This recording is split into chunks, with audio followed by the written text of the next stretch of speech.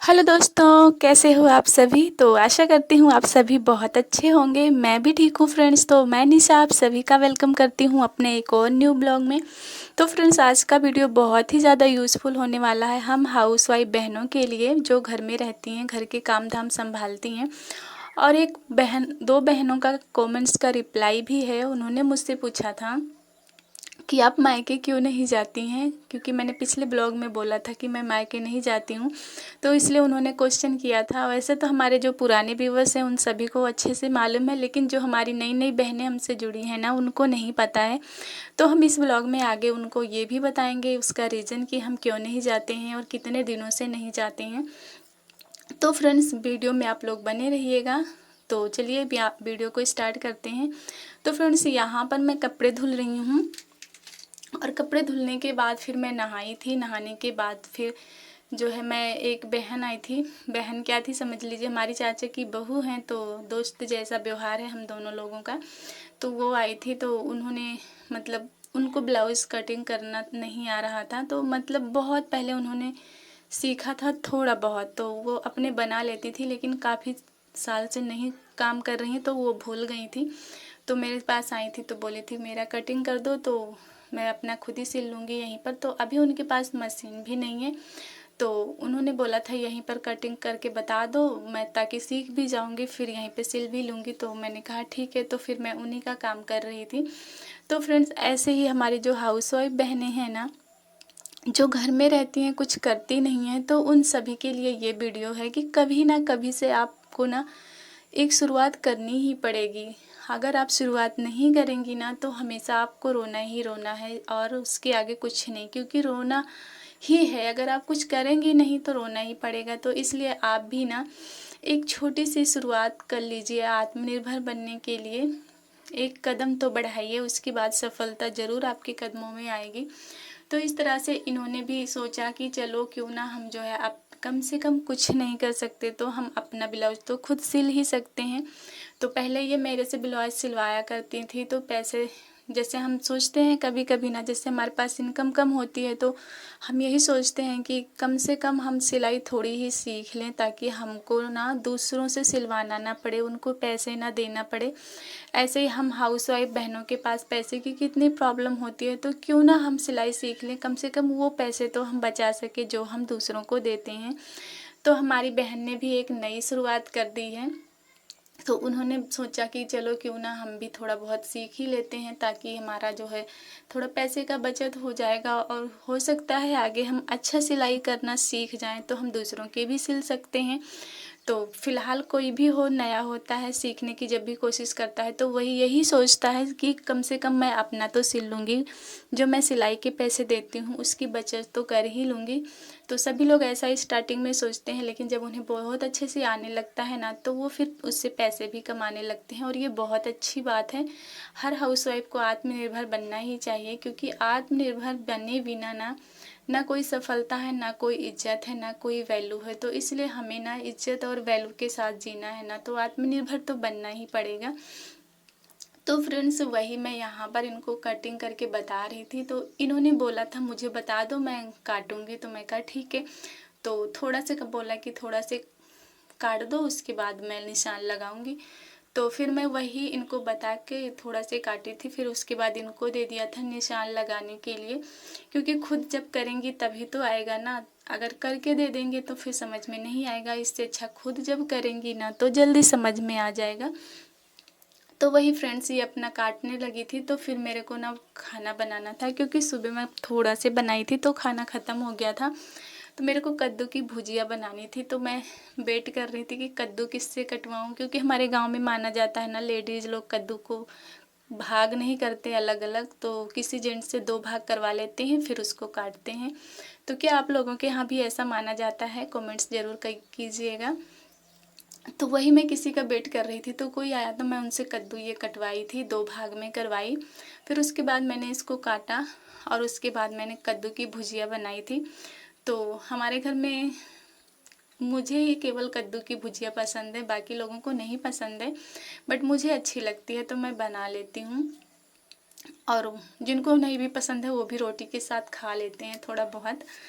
तो इस तरह से फ्रेंड्स फिर मैं अपना काम कर रही थी, तो वो अपना काम कर रही थी।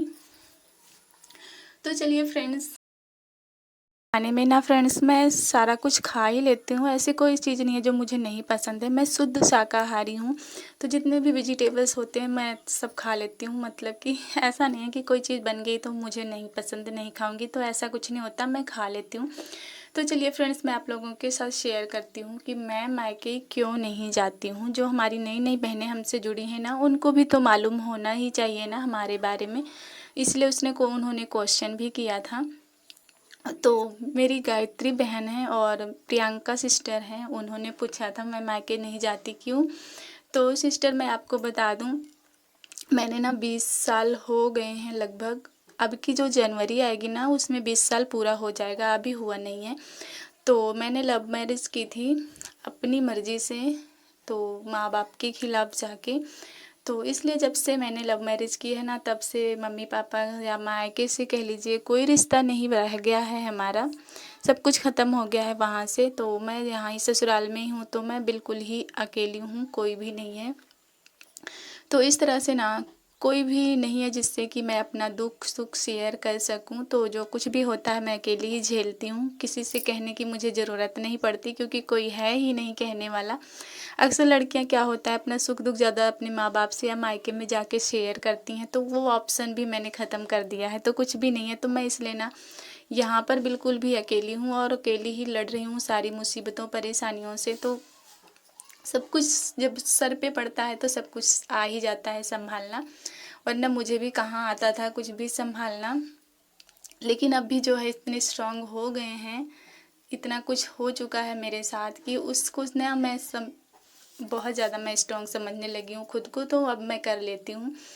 तो इस तरह से फ्रेंड्स, मैं कभी भी खुद को अब ना कमज़ोर नहीं समझती हूँ। जब से मैंने अपना सिलाई स्टार्ट किया है, अपनी ये दुकान खोली है ना, तब से मैं खुद पर मुझे भरोसा होने लगा है कि हाँ मैं कुछ कर लूँगी या कुछ कर सकती हूँ। उसके पहले तो मैं खुद को भी कुछ नहीं समझती थी, कभी लगता ही नहीं था कि मैं भी कभी कुछ कर पाऊँगी या खुद के पैरों पर खड़ी हो पाऊँगी। लेकिन इसी सिलाई ने मुझे एक नई पहचान दी, एक नई लाइफ दी समझ लीजिए। तो फ्रेंड्स, इस तरह से ना मैं आज जो है खुद अकेली होकर भी कमज़ोर नहीं पड़ती कभी भी, किसी भी हालात में। कभी कभी थोड़ा बहुत परेशान हो जाती हूँ, लेकिन एकदम से नहीं परेशान होती हूँ, संभाल लेती हूँ खुद को। तो इस तरह से फ्रेंड्स, मैं मायके नहीं जाती हूँ और लाइफ में कभी जा भी नहीं पाऊँगी, क्योंकि आप लोगों को मालूम ही है गांव देहात में ना जो लव मैरिज करते हैं, वो भी मैंने दूसरी कास्ट में की है, तो उनसे माँ बाप कभी भी बातचीत करना पसंद नहीं करते हैं। तो वही मेरे साथ भी होता है, तो वो लोग मेरे से नहीं बातचीत करते, कोई संबंध रखना नहीं पसंद करते हैं। तो इसलिए मैं भी वहाँ कभी नहीं जाती, ना ही बात होती है कभी। तो इसीलिए मैंने बोला था मैं नहीं जा पाती, और मैं सच में नहीं जा पाती और सच में अकेली हूँ, कहीं भी नहीं जाती। यहाँ पर भी कहीं मेरी 6 ननद हैं, तो मेरा कहीं भी जाने का मन नहीं करता है। बस एक हमारी दीदी हैं, उन्हीं के यहाँ मैं साल में एक बार चली जाती हूँ घूमने के लिए। जब भी जी उबता है मेरा गर्मियों की छुट्टियों में अक्सर, तो मैं वहीं जाया करती थी जहाँ मेरे को जाने का है, जिनके पास लड़का हुआ है मतलब वहीं। तो इसलिए मैंने कल के ब्लॉग में बोला था, तो मेरी बहनों को शायद जवाब मिल चुका होगा। तो मतलब ज़्यादा उस तरह मैं नहीं बता पाई हूँ, क्योंकि मैं ना बहुत कई ब्लॉग में मैं बता चुकी हूँ अपनी स्टोरी, अपने पास्ट के बारे में। तो इसलिए अगर आपको ज़्यादा कुछ जानना है ना, तो मेरे ब्लॉग में काफ़ी थोड़ा पीछे जाएंगी ना, तो मैंने काफ़ी ब्लॉग डाले हैं उसके ऊपर, क्या क्या मेरे को पीछे मेरी स्टोरी क्या है, तो सारा कुछ मैं बताई हूँ अपने ब्लॉग में। अगर आप लोगों का मन करे तो आप लोग पीछे मेरे ब्लॉग में जाकर चेक कर सकती हैं। और हमारी दोनों सिस्टर बहुत ही अच्छी हैं, बहुत सपोर्ट करती हैं मुझे। मेरी जितनी भी बहनें हैं ना, सच में सभी इतने प्यारे प्यारे कमेंट्स करती हैं और इतना ज़्यादा सपोर्ट करती हैं कि दिल खुश हो जाता है। और मुझे बहुत अच्छा लगता है, थोड़ा ना हिम्मत मिलती है वीडियो बनाने के लिए और आगे बढ़ने के लिए। ऐसा लगता है बस ऐसे ही काम करते रहेंगे और बहनों का सपोर्ट रहेगा तो हो सकता है आगे सफलता भी मिल जाए। क्योंकि मैं बहुत ज़्यादा स्ट्रगल कर रही हूँ अपनी लाइफ में, उन सब चीज़ों में को संभालते हुए ना यूट्यूब पर काम करना बहुत ही मुश्किल हो जाता है, लेकिन फिर भी मैं करती हूँ क्योंकि मुझे ना ऐसे लगता है कि मुझे कुछ करना है आगे जाकर, क्योंकि मैं ही नहीं करूँगी तो कौन करेगा, कोई है नहीं अपना, तो इसलिए मुझे ही करना है। तो बस करना है तो करना है, मन में हिम्मत बांधी है। तो आप लोग भी सपोर्ट कीजिएगा, मुझे आगे बढ़ने में आप लोगों का बहुत ज़्यादा सहयोग चाहिए, तो प्लीज़ सपोर्ट कीजिएगा आप लोग। तो यहाँ पर हमारा बन गया है खाना, तो अभी मैं खाने जा रही हूँ फ्रेंड्स। आप लोगों को पसंद हो तो आप लोग भी आ सकते हैं खाने के लिए, ना पसंद हो तो कमेंट में बता सकते हैं कि मुझे कद्दू की भुजिया बिल्कुल भी पसंद नहीं है। तो फ्रेंड्स उसके बाद भी शाम को मैंने सोचा नहीं था कि आज जाएंगे शॉपिंग के लिए, बट फिर मैंने सोचा चलो ले ही आते हैं, क्योंकि टाइम ज़्यादा नहीं बचा। तो फिर बिल्कुल ही शाम होने वाली थी तो मैं चली गई थी मार्केट कपड़े लेने के लिए। तो शाम होने ही वाली थी तो मैं कहा चलो ज़्यादा टाइम नहीं लगेगा, तो फिर मैं चली गई थी कपड़े ले आने। कपड़े लाते लाते रास्ते में बारिश होने लगी थी, बिल्कुल मैं भीग गई थी, क्योंकि वहाँ कहीं भी खड़ी हुई थी, एक दो जगह खड़ी भी हुई थी, फिर भी बारिश नहीं रुक रही थी। फिर हम गीले होकर आ गए और पन्नी हमने कस के पकड़ रखी थी, इस वजह से कपड़े नहीं भीगे, वरना मैं ही भीग चुकी।